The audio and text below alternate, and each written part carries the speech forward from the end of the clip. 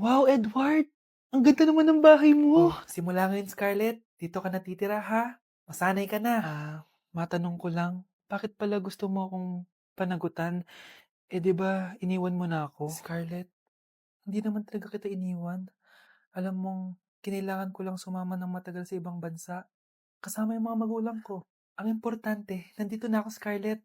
Bubuo na tayo ng pamilya. Ang sarap naman pakinggan nun. Oh, Scarlett, bakit? Ang sakit ng tiyan ko! Ha? Teka lang, tatawag ako ng nurse, ha? Diyan ka lang. Edward. Buti na lang dumating ka, tita. Ako, Edward, salamat sa pera, ha? Makakasiguro kang kay Scarlett Lato mapupunta. Bakit nandito yung babaeng yan, ha? Paalisin niyo yan! Ha? Ano nangyayari? Scarlett? Anak, di mo ba kilala? Nanay mo ko. Hayaan mo, baka dala lang ng pagbubuntis niya. Tawag lang po ako ng nurse, ha? Scarlett, dyan ka lang, ha? Edward, wag mo akong iwan, please! Wag mo akong iwan dito sa babaeng to! Akala mo ba makakatakas ka sa akin? Binigyan ako ng malaking pera ni Edward, oh. Nakuha ko na yung gusto ko. Ngayon, pwede ka na mawala. Nay, wag po, please. Scarlett, pigilan niyo babaeng yan! Brianna? Tita, anong ginagawa niyo kay Scarlett, ha? Wala. Ina-adjust ko lang yung unan niya. Napakasama mo, tita. Sariling anak mo, papatayin mo? May ipapakulong ako dito. Ano? Kulong! Edward, nakatakas siya. Scarlett, hayaan mo na siya. Hindi ka na niya pwedeng saktan, ha? Paano yung pera? Buti na nakatakas ako. At least may cheque naman ako. Nasaan na yun? Nasaan na yung cheque? Ito, naiwan niya.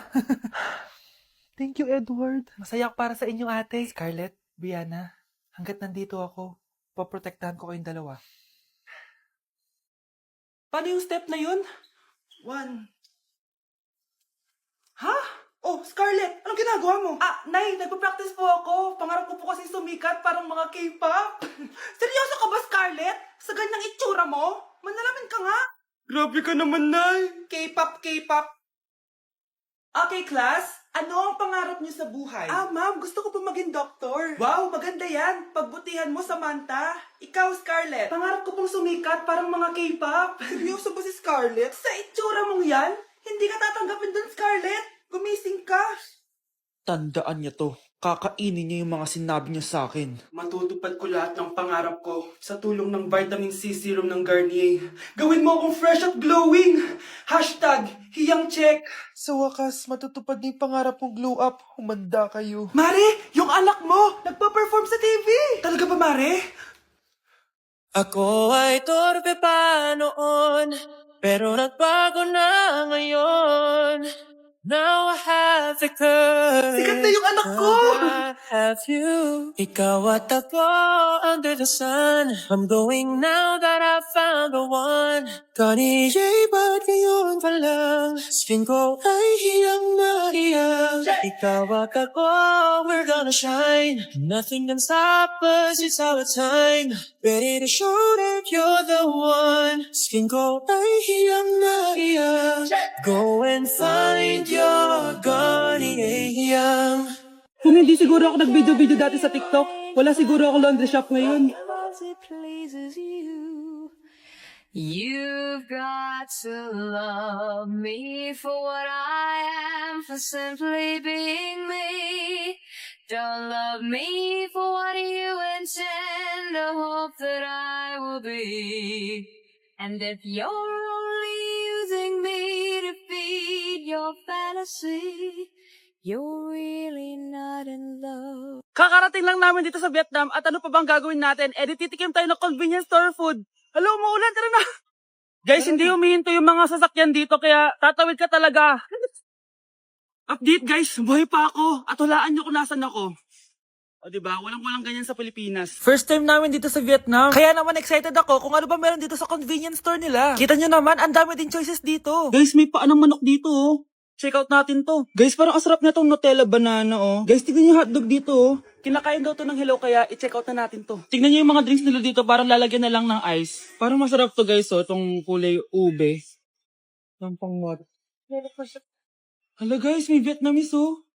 Sarap! Check out ko din yan. Grabe, bakit ang mahal? 345,000? Tikman na natin. Una natin tong Nutella banana. Guys, tignan nyo. Masarap siya. Bilhin nyo to guys. 10 out of 10. Next natin tong Thai chili paste and chicken floss. Let's go. Medyo malansa siya guys. Pati nasa loob niya. Sarap. 10 out of 10 din to guys. So ito daw. Tingnan natin. Puro laman. Oo nga. Sobrang sarap, walang eme. Sarap. Ano naman ito, pusa? Sorry. Oh, ay. Ala, sarap nito. Sarap niya. 1 million out of 10! Next natin tong hotdog nila na hindi na niluluto. So, ganito siya guys. Pinil ko lang siya. Ang sarap! 9 out of 10 to sa akin. Next natin tong mix na spicy Korean chicken. Ayan, ganito yung itsura niya. Sarap siya. Hindi ko sabay. Sarap kaya. 8.5 out of 10. Masarap siya. Next natin tong Changarotsyong na chicken feet or paa ng manok.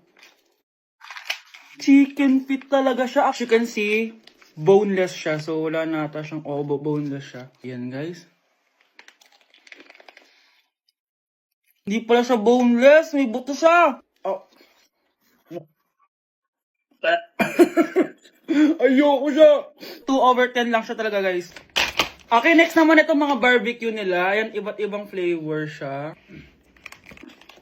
6 over 10 lang to sa akin. Okay guys, next ito, parang chicken ata. May lasa siyang efficacy and oil. Ayoko to. 3 over 10 lang to sa akin. Ito guys, medyo spicy. Oo nga, lasang speakers and oil. Okay lang naman, 4 out of 10. Okay, next, itong empanada nila. Based sa texture niya, para siyang hopya. Tama nga ako guys, lasa siyang hopya. 5 out of 10 to sa akin. So last but not the least, etong leche flan nila. Ban flan yung pangalan. So wala sa ribigin na kutsara. Para siyang leche flan na hindi sobrang tamis. So 7 out of 10. So yun lang naman guys. Kung gusto niyo ng part 2, comment lang kayo dyan. Bye! Like sugar on my tongue, your body is so sweet. Ayan! Kaya pala ang laki ng bill ng kuryente natin. Nakabukas pala na matagal yan. Anay, uso kasi to yung sugar on my tongue. Sugar on my... ganun. May alam din ako uso na pwede mong gawin. Talaga, Nay? Ano yun? Gagawin ko. Walang baon for a day. Ipambabayad ko sa kuryente yung baon mo. Nay naman eh. Ito na, isasara ko na to. Huwag mong babawasan baon ko ah. Akin na nga tong cake na to. Sige na, pumasok ka na sa kwarto mo.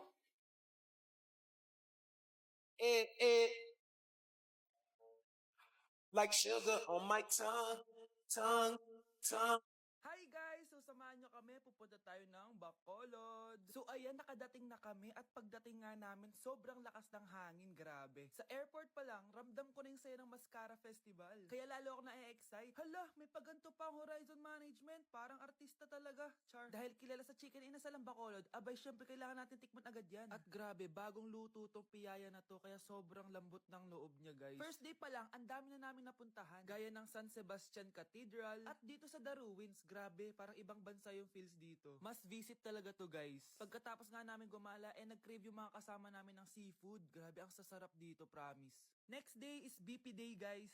Sobrang nag-enjoy ako sa mga booth dito guys. Una kong tinry itong Pinoy drop ball nila. Pagkatapos eto naman guys, yung color game, favorite ko to nung bata ako eh. O diba, nanalo pa ako. Susunod ko namang tinry itong pula o puti. Madali lang naman to kasi dalawang kulay lang naman ang pagpipilian mo. At ang panghuli kong tinry ay ang bingo nila. Grabe, nakaka-tense. Alam mo yung feeling na mananalo ka na dapat tapos iba-ibang numero yung lumalabas. So dito guys, kinakabahan na ako. Kasi naman, first time kong kakanta sa stage at sa maraming tao. Kinanta ko nga pala yung Nothing's Gonna Change My Love For You. Huy, di magsising. Grabe talaga yung suporta ng mga Bacolod nun. Kaya naman nagpakilig kami ng malala guys. Huy, OA. First time namin to ni Hannibal siya nasa stage. Thank you so much po BP sa sobrang sayang experience na to. Hindi ko talaga to makakalimutan. After namin mag-perform, gumala na kami dito sa may Lacson Street. Sobrang haba pala nito. So ayun guys, sana nag-enjoy kayo dito sa mini vlog ko and see you guys next time.